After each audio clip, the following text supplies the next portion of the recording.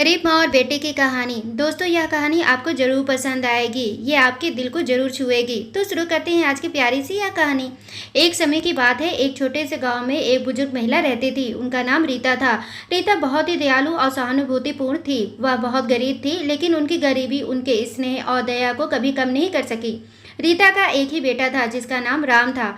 राम किसी शहर में नौकरी करता था और अपनी माँ से बहुत प्यार करता था। राम हर महीने अपनी माँ के पास आता था, उसे पैसे देता था और फिर वापस शहर चला जाता था। लेकिन एक महीने राम नहीं आया, फिर दूसरे महीने भी वह नहीं आया। रीता को बहुत ही चिंता हुई। उसने सोचा कि उसके पास पैसे तो हैं, लेकिन उसके बेटे का ख्याल उसे चैन नहीं आने दे रहा था। वह रोज बेटे का इंतजार करती, लेकिन राम नहीं आया। अंततः रीता ने फैसला किया कि वह शहर जाएगी और अपने बेटे का पता लगाएगी। रीता ने अपने सारे पैसे जमा किए और शहर के लिए निकल पड़ी। शहर में पहुंचकर उसने अपने बेटे को ढूंढना शुरू किया। दिनों बीत गए, लेकिन वह अपने बेटे का पता नहीं लगा सकी। उसके पास पैसे भी खत्म हो गए थे। रीता की चिंता बढ़ गई, लेकिन उसने हार नहीं मानी। एक दिन वह एक दुकान के सामने बैठी थी और रो रही थी। दुकानदार ने उसे देखा और उसके दुख का कारण पूछा।